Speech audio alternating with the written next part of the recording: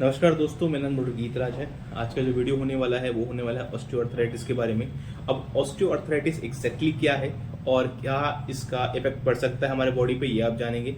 फिलहाल ये टॉपिक पे मेरे को वीडियो बनाने का आइडिया इसलिए आया क्योंकि एक पेशेंट हमारे पास आई थी, उनको टीएमजे में बहुत ज़्यादा पेन था और उन्होंने जब हिस्ट्री दी तो उन्होंने बोला कि उनको ऑस्टियोआर्थराइटिस है ऑलरेडी, तो हो सकता है उस कारण से हो। लेकिन एग्जैक्टली इसके सिम्टम्स टीएमजे पे लागू नहीं होते हैं। कभी कभार हम कह सकते हैं कि मे बी चांसेस हो, लेकिन ज़्यादातर केसेस में नहीं देखने को मिला है। ज़्यादातर केसेस में इनके सिम्टम्स आपको दिखते हैं आपकी उंगलियों पे, आपके हाथों पे, आपके घुटनों में और आपकी एडी में। जो आपका एडी होता है नीचे, जिसको हम हील कहते हैं, उसमें। ठीक है, तो आज हम बात करेंगे ऑस्टियोआर्थराइटिस के बारे में।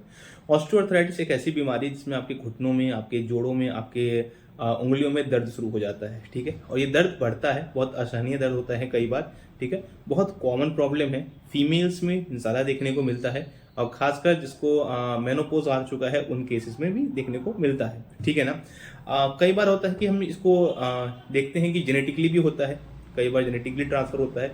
किसी व्यक्ति का वेट ज़्यादा है, ठीक है ना, फॉर एग्जांपल ओबीज है, उस केसेस में भी देखने को मिल सकता है। मान लीजिए किसी को हार्मोनल इम्बैलेंस है, पीसीओडी, पीसीओएस जैसी समस्याएं हैं, उस केसेस में भी ये देखने को मिलता है। अब ये तो रही ऑस्टियोआर्थराइटिस की बात, मैं क्लियर कर देता हूँ। और दो तरह के अर्थराइटिस होते हैं, एक होता है रिएक्टिव अर्थराइटिस और एक होता है आपका सोरेटिक अर्थराइटिस। सोरेटिक अर्थराइटिस का मतलब ये होता है कि स्किन पे एक आपको सोरियासिस नाम की बीमारी होती है, वो साथ में होगी, साथ में अर्थराइटिस भी होगा। फिलहाल हम उस टॉपिक पे नहीं जाएंगे, हम सीधे जा रहे हैं अभी ऑस्टियोआर्थराइटिस के टॉपिक पे। ठीक है, अब हम ये समझ लेते हैं कि एग्जैक्टली इसमें होता क्या है। हमारे बॉडी में एक कंपोनेंट होता है, उसको हम कार्टिलेज कहते हैं। कार्टिलेज एक नॉर्मली जब हमारे बॉडी में कोई भी जॉइंट्स होते हैं उस जगह पे रहते हैं, वहाँ पे एक मीडियम प्रोवाइड करते हैं ताकि हमारे जॉइंट्स इजीली मूव कर सके, चीज़ें अच्छे से मूव कर सके। मगर क्या होता है कई केसेस में ये कार्टिलेजेस में परेशानी शुरू हो जाती है। इस कार्टिलेज में दो चीज़ें होती हैं, एक होता है टाइप 2 कोलेजन, एक होता है आपको एग्लाइकन या प्रोटियोग्लाइकन। ठीक है, इन दोनों में अगर किसी भी प्रकार से किसी भी कारणवश कमी आ जाती है तो कार्टिलेज हमारा स्टिफ हो जाता है और उसके बाद मूवमेंट में दिक्कत आती है और जैसे ही मूवमेंट होती है तब पेन होता है। बेसिक फॉर्मूला ये है।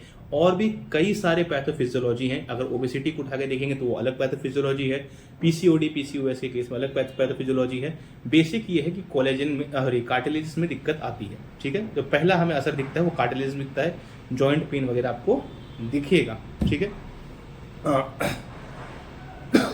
सबसे पहली बात है कि इसमें एक और चीज़ होती है, कई बार जॉइंट्स जो होते हैं वो डिसलोकेट होने लगते हैं, इनस्टेबल हो जाते हैं। मतलब ढंग से आप खड़े होगे तो हल्का सा कभी गिरने जैसा हो जाएगा, आप ठीक से काम नहीं कर पाओगे, आप ठीक से चल नहीं पाओगे। जैसे ही आप घुटनों को मोड़ने की कोशिश करोगे तो कड़ाक सी आवाज़ आएगी, कड़कड़ाने की आवाज़ आएगी। ये सारे सिम्टम्स ये हैं कि हो सकता है कि आपको अर्थराइटिस हो। बेसिकली एज की बात करें तो 40 साल से आगे वालों को अर्थराइटिस देखा जाता था, मगर अब सिचुएशन बदल गई है। सिचुएशन इसलिए बदल गई है क्योंकि काम करने के तौर तरीके बदल गए हैं। जिनका मोटापा बढ़ जाता है, जिनके केस में हार्मोनल प्रॉब्लम पीसीओडी पीसीओएस के केसेस में होते हैं, तो उनका वेट ऑलरेडी बढ़ रहा होता है, तो इस केसेस में भी देखने को मिलने लगा है। तो मतलब अर्ली एज में भी अर्थराइटिस देखने को मिल रही है कहीं कहीं पे।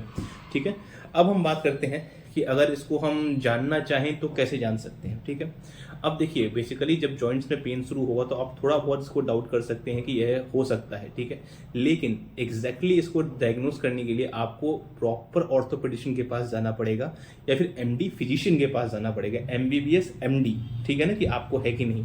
प्राइमरी सिम्टम्स क्या क्या हो सकते हैं इसके मैं आपको क्लियर कर देता हूँ पहले। ठीक है ना, प्राइमरी सिम्टम सबसे पहला आएगा, आपको जो घुटने होंगे उनमें दर्द रहने लगेगा।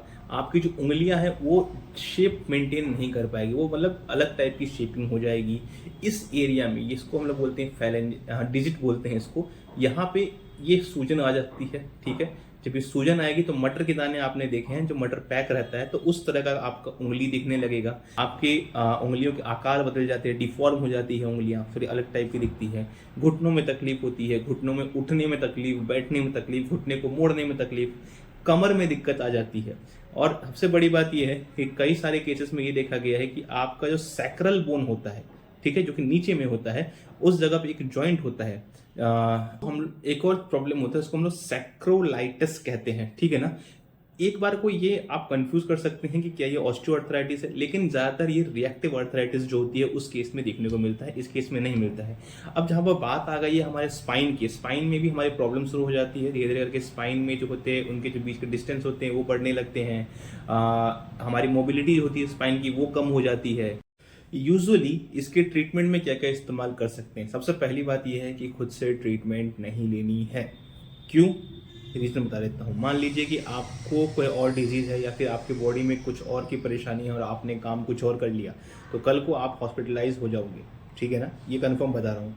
ऐसा नहीं है कि मान लीजिए कि आपने कोई भी ड्रग जो है वो फार्मेसी से ले लिया और खा गए, ऐसा नहीं होता है। हर चीज़ के अलग से डॉक्टर बने हुए हैं, उनके पास जाइए, ऑर्थोपेडिशियंस के पास जाइए। अगर आपको हड्डियों में परेशानी हो रही है या फिर आपको लग रहा है कि आपकी एड़ी में दर्द उठ रहा है या फिर हाथ पैर टेढ़े हो रहे हैं, तो ये बात समझ लीजिए कि आपको डॉक्टर की इमीडिएट ज़रूरत है और स्पेशलिस्ट डॉक्टर की ज़रूरत है।